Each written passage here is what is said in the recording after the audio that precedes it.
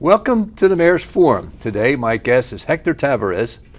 Hector is the Executive Director of the Egg Harbor Township Police Athletic League. He's also a retired captain with our Egg Harbor Township Police Department.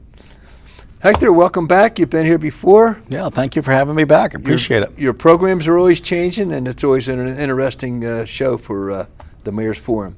So what's PAL up to, and how can it offer kids help? Well, we are up to a lot of the same things we were before. Still have the motorcycle and ATV Riding Park on Ridge Avenue going. At that park, we have things like laser tag and paintball, and now we're pretty heavily into the robotics things. And then, we still have the preschool running on Tilton Road that is open to kids from infant on up to about 8th, 9th grade. And new is the farm on Leap Street, the horse rescue and community farm. Okay. Now let me ask you something about the kids and participation. What's the age limits that you deal with? Well, over at the preschool we go down to infants. So, but that's really specific to the preschool because it's child care and the preschool. But our programs, for the most part, start when the kids get in the first grade. Mm-hmm. We have maybe 1 or 2 programs that they can start at pre-K, but for the most part, they're in first grade.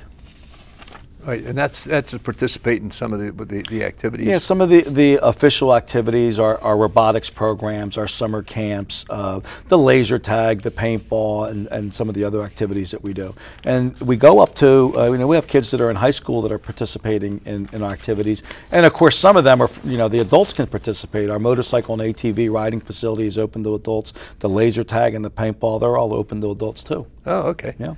Now, can you explain to our audience the facilities that we have and some of the programs that go along with those specific facilities? Sure. Well, the first facility, the very first one that we had, and maybe you remember when we got it, I walked in the Township Committee. It was the abandoned ambulance squad building on Tilton Road. And I walked in, I guess I'd been on the force for about 6 months, and you guys were actually looking for the money to kind of demolish the property. And I walked in and I asked you guys for it, and you guys actually giggled a little bit because you were looking for a way to demolish it, and I had these ideas of what we could possibly do with it. And now it's 28 years later. That's the home to our preschool. It's been renovated by PAL several times from the building that was once condemned, and that is home to our preschool. It is home to our younger kids summer camp that we have there, and we got some basketball courts there too. Well, I go back prior to PAL. I go back when you were involved with what was called the McKee City Betterment Association. Mm-hmm. And that was basically a basketball program with the kids. And then you wanted to develop, and I can remember, was it 1989? 1989. Good 1989, you walked into my business. I was mayor of the town, and you said, this is what I want to do. And I said, let's see how we can get it started. Yeah. And it has grown like unbelievable. Yeah.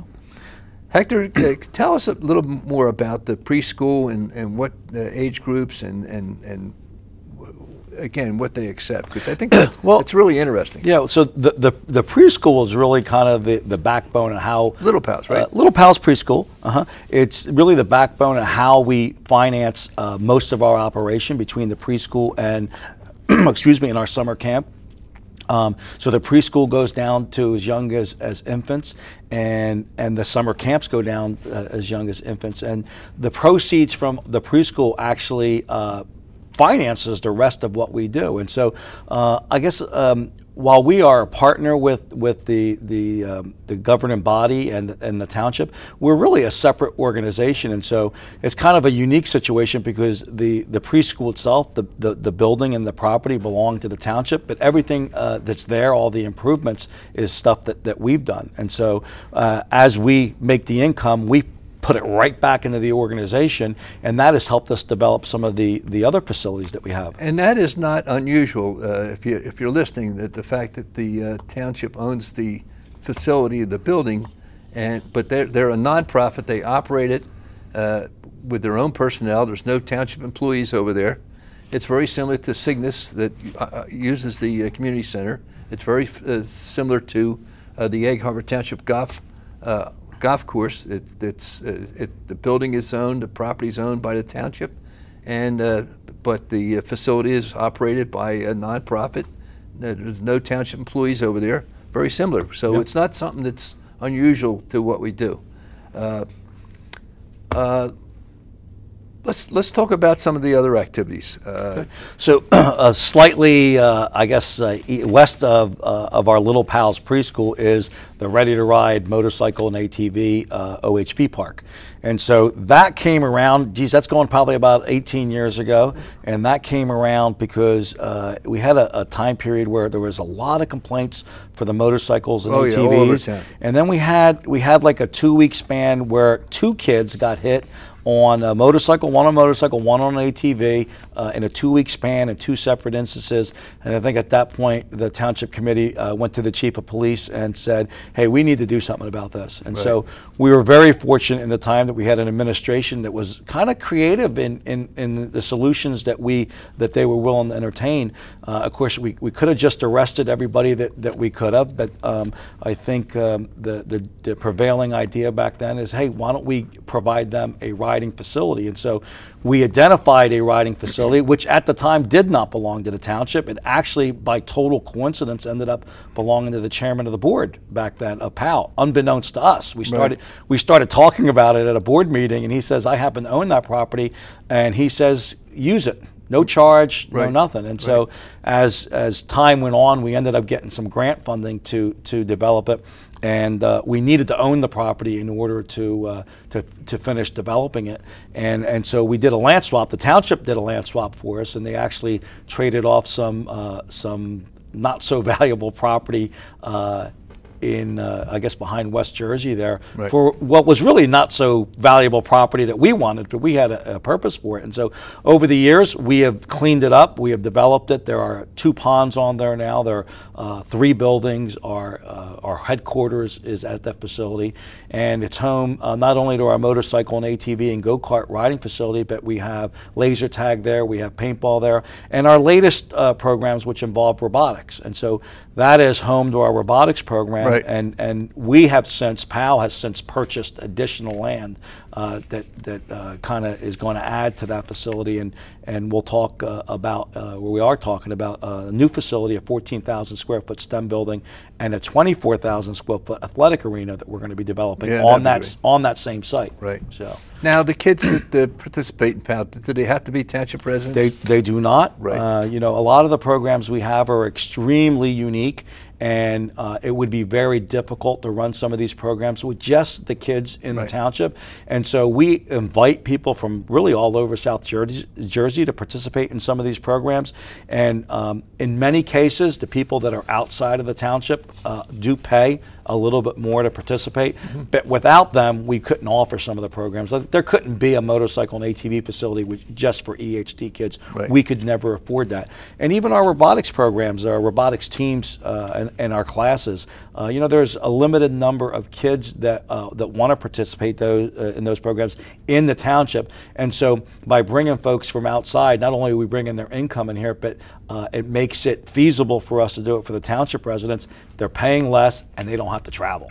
You know, so that's. Does POW accept Child Care Network? We do accept the Child Care Network. We're one of those organizations that's approved by the state to accept the Child Care Network. And so what does that mean? It means that if you are a less fortunate person not making the necessary income, is that the Child Care Network could pay for your child to be either in our preschool, in our summer camp, and in some cases, they've even paid for the kids to go to some of our robotics workshops.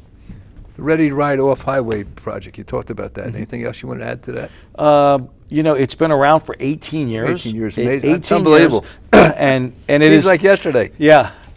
You know, and the funny thing is, even today, when people think about an off-highway vehicle park, they have this image of, you know, just maybe dirt trails and an open area. And our park is kind of unique in that when you go from the parking lot, you got to go kind of like, we got to walk over our sidewalk over like just a tiny little crest.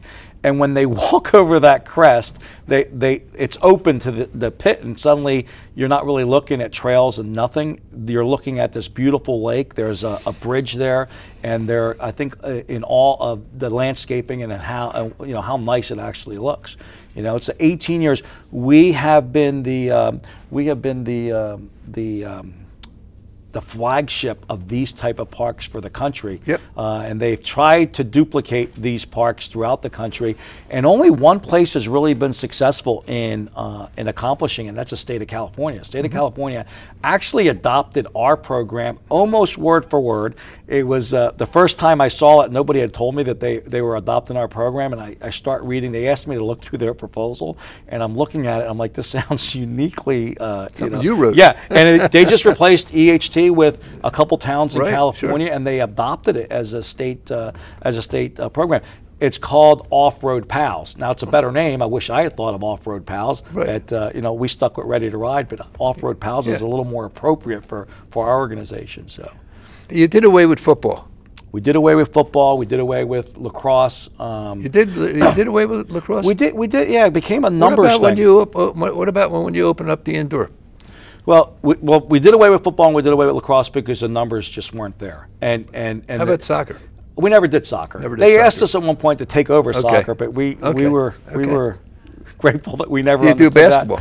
We did basketball at some point. We had to get rid of basketball because the school district started charging us for gym space. Yeah. So we're out of the football business. We're out of the lacrosse business. Mainly two main reasons: the numbers were down, and honestly, there were other capable organizations within the township that did both those activities, and they did a great job, and they're still doing a great job. Right. And when the numbers dropped, it just didn't make sense to continue to Archery. We used to do that too. Yes. But it didn't make sense to have us fighting for kids, and it really opened up an opportunity for PAL because there were other things we wanted to do. We wanted to get in the robotics. Well, the robotics has come so far. And then we opened up the farm. So, quite a few years ago, the township asked us to take over some property on the corner of Leap Street and Ridge Avenue. The old NAMI. The NAMI. And it's been 6, 7, 8 years that we've been working on that. We got hit by the derecho. We got hit by the hurricane. Might have been hit by 2 hurricanes, and it really just slowed us down. But it was really stretching our resources to do that and to do everything else. And so it was kind of a blessing in disguise. The township EHTYO does a great job, as do the lacrosse program, and it really just allowed us to kind of phase out of that and allow them to continue their good work. And we were able to expand in the areas that we were asked to do many moons ago, and so now we're doing that. So you mentioned the arena, real brief, and so as part of our building project on Ridge, we are putting an arena in. It's going to be an indoor arena. The grass entirely wall to wall. That's it. I mean, there is no place where people can go play lacrosse inside. There are, but it's a long drive. Oh yeah, but not around here. Not around here. Nope, not around here. So I mean, will that activity? If they ask you, will you permit it? What's that? Indoor lacrosse? Yeah. Oh sure. Yeah, we're gonna do indoor lacrosse. We're gonna do indoor, good. but it's gonna That's a great thing. It's gonna be opposite of when DeWyo does football. Right. Opposite when the Eagles lacrosse does. So it's going to complement what they're doing and kind of serve as a training program for them. So, great sport. And it's a different, it's going to be, our indoor arena is going to be a totally different concept and a different approach to youth sports. And so, for years I've had this approach that, 8th grade and below is more about inclusion and involving everyone versus the competition. Not saying the competition is bad, the competition is good, but how do you know a 3rd grader can't play football? Because you just don't know. But there were so many kids playing when we were doing football, and we started lacrosse, so there was no competition. But then the township started a program. But how do you know a 3rd or 4th grader can't play football or can't do lacrosse if they're not actually playing versus sitting the bench? Right. And so when we do our programs, it's going to be it'll be 4-on-4, 5-on-5, 6-on-6, a lot of small teams, and then a small amount of kids on the team, so that everybody's playing. So. Okay, now if someone wants to learn more about the Police Athletic League and EHT, Okay, you got a website? Yeah, we have a website. It's pretty simple, ehtpal.org. And just about everything we're doing and planning to do is up on that website, because there's a couple other creative things that we're working on. They're all technology related. I mean, we're going to be heavy in the STEM. We're going to make this investment in this building that's going to cost us in the range of $1 million. We're still in the process of trying to raise that money, and so we're going to be in the STEM business for my foreseeable future, for the next 14 or 15 years that I have at PAL. We want it to be true STEM. We want it to be some cutting edge activities and workshops. And the problem with that, unfortunately, is that is very expensive usually to try to stay ahead of what's going on out there. And so it's changing fast too. We have been very successful with it. I'm sure that you know that we have two different teams that have competed at on the world stage. We have finished 10th in the world with our first Tech Challenge team, 10th in the world in 2015, 33rd in the world I think in 2016. And that's out of 5,000 and 7,000 teams. We're finishing in the top 100. We were talking about a number of your facilities. One of the facilities that we sort of passed over was the facility that used to be the old NAMI estate that the township acquired. You now operate. It's a horse farm. Can you tell us about that facility and how it's operating? Yeah, we partnered up with the South Jersey Horse Rescue, and so the horses that we have on site are all rescued horses.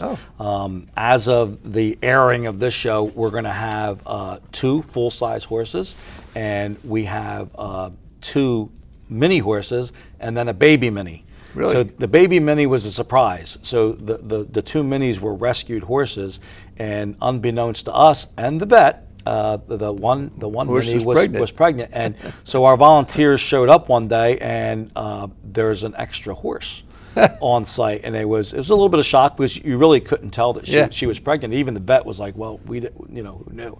And so the property is a 20-acre piece off of Leaping Ridge, and then across the street there's another 40 acres, and so all part of the Green Acres. And so right now we're occupied across the street. I'm trying to picture across the street. Yeah, across the street on Leap. Cross on Leap. On Leap, and then there's a 40. Do we have that too? Oh yeah. Okay. Yeah, and it goes all the way. That's a beautiful piece. It's 100% treed. There are trails already on it, and it goes all the way out to Zion Road. And so there are already beautiful trails on it for the horses. So at some point, we are just now learning how to run a farm. So where that goes behind 2 housing developments. Then there's a housing development there, and I think off of Zion Road there's a real small church. And so while it's a really big, real big frontage off Zion, so that's very good. I was not aware of that. Yeah, Hector. So what is the history of PAL? Let's review that. You and I know it. I don't know that the public know it. Yeah. So we've been around for 28 years. Right. And pretty much PAL started a long time ago, when myself and there were 4 or 5 other young police officers in the police department who really just weren't really happy with the relationship that we had with a lot of people in our community. Right. And I was probably the youngest in the group. I think I was on the force for maybe 6 months, and I realized that if I was going to have a career here, that I really needed to have a different relationship with the people that we served. And I was very fortunate in that I found a couple other young cops that felt that way, and we had Chief John Coyle was involved. Well, but he was a captain. Captain Coyle was a huge supporter of community policing, and timing was kind of everything, because in that era community policing was coming into light, and it was kind of the big talk. There was a lot of funding for it. And so long story short, we visited Township Committee. You were our first executive board member. You were actually the first chairman of our board. Right. And long story short, it's 28 years later. We have 3 sites. We have done, in 28 years, we have literally done everything from taking the kids scuba diving off the coast here, 100 foot deep there, and we used to go skiing, and we'd be up skiing in the mountains. So we've literally been deep in the oceans and high up in the mountains, and we've done everything in between. We're unique in that So we're not a soccer program, and so we don't live or die by one You're not program. a boxing program. Correct, but we might be someday. Oh, really? You never know. That would be interesting. And so how does that work? There is supply and demand, and so our programs basically go on. What are the kids asking us to do? And so and sometimes. You might think like they're nuts. Kids at one point asked us to do a paintball program. And I don't know if you were there for that debate, but the whole debate where we're putting guns in the hands of kids. And that debate roared for a couple months amongst our board. Yeah, but the decision is this. So how do you decide what we're doing? The kids are going to play paintball. They're going to do it regardless because it's what they want to do. So we can allow them to do it without our influence and without us watching over, or we can design a program where we're teaching them, the gun safety and how to not get hurt, how not to shoot somebody's eye off. And so that's kind of been our philosophy now for over the years. Is you mentioned earlier we did archery. Well, at the time there were a group of kids that wanted to do archery, a large group of kids, and we had a guy that was actively attempting to be in the Olympics for archery, and so it was a perfect combination. But as time goes on, how many kids want to do archery? Well, probably some, but not enough for us to do a program. And so kids have asked us to do the robotics thing. The robotics thing, I'd love to take credit for the robotics thing, but the kids actually asked us, hey, wouldn't it be nice? And I did a little bit of research and came back to them and said, well, actually, not only we can do it. It'll be nice, and we can do it. And so, so we're a little bit different than other organizations, and that causes a lot of change. Because the kids change. As 28 years later, it's kind of funny. Some of these kids come back, and their kids are in our program, and I'm like, yeah, it makes me feel old. That's great.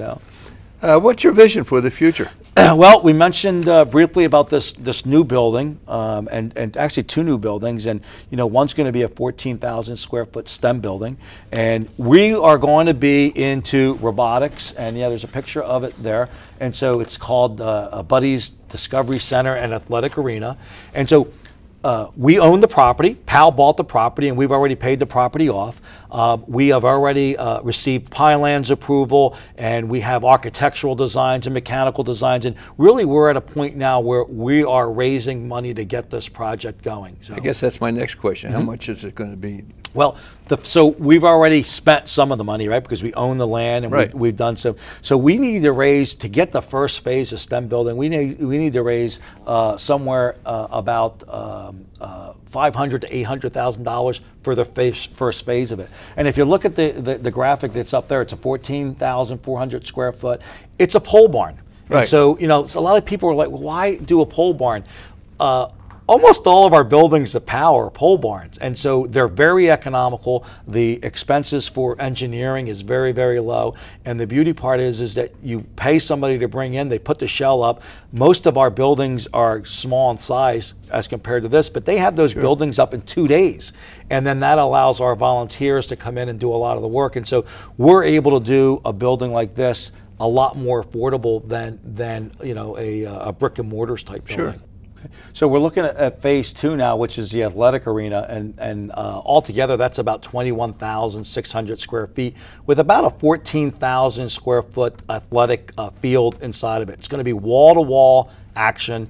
It's going to be one of the synthetic fields, and what we anticipate doing there is box-style activities that could include things like flag football or tackle football, lacrosse, anything that involves grass.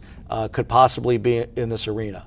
And so it's unique. It hasn't been done anywhere in the area that we're aware of. And it's being done in a different way because we're also going to be meeting the needs of the parents that are dropping off by providing them a nice, comfortable area, not only to kind of relax, but also to do their work as they're waiting. And we're going to be providing Wi-Fi for them. Oh, that's great. I know it's a silly question, but just to sort of elaborate how POW programs benefit the community at large. Well, we offer a diverse, I guess, set of activities. When we started this organization, one of the things that we kind of identified ourselves with is as being the safety net. And so what do we mean by the safety net? So we want to offer the programs that are not available very easily and are kind of set up for that kid who doesn't want to do football and doesn't want to do lacrosse and wants to do the unique activities. And so you would have to drive pretty far to do a lot of the things that we're doing. And so in that respect, you know, EHT is very fortunate. In fact, I can't even think of where they would go to have a motorcycle and ATV facility like we have. And again, you have to be into that activity for it to be of value to you. But we got plenty of members every year. We have to limit our membership. That was one of my questions, again, to just reiterate the Ready to Ride program. Yeah. I mean, if you're into motorcycles and ATVs and you're looking for a safe, legal place, and we have rules, and we know that there are riders that just don't want to, they just want to ride and do their things. We're not for you. You know, we have sound restrictions. You're not going to be drinking or consuming drugs while you're with us. You're going to wear a helmet and gloves. And so our safety record is impeccable. When we had a cheerleading program, we had more cheerleaders. Yeah, that's our Ready to Ride area. When we had cheerleading, we had more cheerleaders getting hurt than we did our motorcyclists. I know. And by far. I mean, not even, there was no comparison. My granddaughter was in it. I was worried every time the way they would toss those kids around. Hey, earlier we talked about the STEM classes and the robotic teams, which I think is absolutely remarkable. What have been some of the accomplishments of robotic? Let the people know that really, I mean, we have done so great. Yeah. Well, our workshops, number one, I almost hate calling them classes because they're not really classes, they're workshops. They're hands-on. Right. And we are using some of the most advanced equipment that's available there. The Lego WeDo, the WeDo 2.0. The WeDo 2.0 is brand new. It's a brand new platform. It uses things like Bluetooth and reverse engineering. And the kids absolutely love that program, as do the instructors. Like the instructors are playing along as they're, you know, facilitating the class. Right. But our workshops are unique in this area. I'm sure on the West Coast they're offering these classes, but I don't think there's too many programs, organizations on the East Coast that are offering these programs. And so our workshops are very unique. They're hands-on, they're cutting edge, and we're always looking. We just introduced a new smart car. And so what's the smart car? I love the smart car because it's the first one that we get to give to the kids. The kids are always asking us to give them stuff, right? And so the Lego WeDo and the Mindstorms, all very, very, very expensive. So we found this smart car that it was very affordable, and the way it was built, they are able to build it, the kids are able to build it, and as they're building, we are explaining things to them like the sensors and distance sensors, and I mean, it's really pretty incredible. And then from there is another set that's not, you know, they want that car. You know, they want to be there because the car, they get to take that car home. Sure. There's so much technology in that car that you're going to have a 4th and 5th grader talking about things that they won't learn in high school and maybe when they get into college. And so yeah, we're excited about that. Our teams have done phenomenal. And so, you know, we have had our Sea Perch team goes to it was the national championship. Right. It's now the world championship. They have expanded, and now they have teams from all over the world there. And they were back-to-back national middle school champs. Last year, both the middle school and high school team finished 3rd in the country. So we were one of the few teams, if not the only team, that had 2 teams represented, because it's very difficult to get in at any level, much less to get in at both the high school and middle school level. And then both teams ended up finishing 3rd, and very, very close to both winning the national title. I know, I was following it. Yeah. All right, I got one final question for you, and I think this is going to be very important. How does PAL survive? Well, okay, so it's a real good question, and so we do get some support from the township, the land and utilities, but most of our money is coming from the money that we are raising and the money that is being donated either in the form of grants or just donations that people are making to us. And so you know, we are.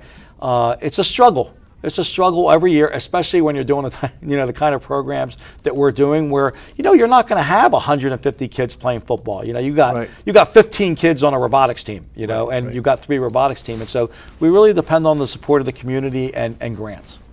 Okay, Hector, always interesting. You've got a great program. I think it's one of the best things that we have in Egg Harbor Township. I like the way you adjust the activities to meet the times, and I think that's what you do. I think and pray that the new park is going to be very successful. I think it's a great thing. I really do. It's going to be something indoors that there is nothing around Atlantic County that I know of that's going to be anything like that. And there's a tremendous need for it. And to keep our children active and healthy and keeping their minds where it should be, especially with the STEM program, is just absolutely terrific. So, Hector, I really appreciate everything you do. Thank you so much, and for your help for the last 28 years. We really appreciate it. Well, folks, this was a great program. I hope you had you have an opportunity to watch it and understand it. And if not, get over to the PAL and meet Hector and meet some of the staff people and get your kids involved. It's really a great program. It started with our police department, you know, I'm very proud of. And if there's a program that you'd like to see on the Mayor's Forum, please contact our office at 926-4044. And again, thanks for watching. Thanks for being here, Hector. Thank you so much. See you next time.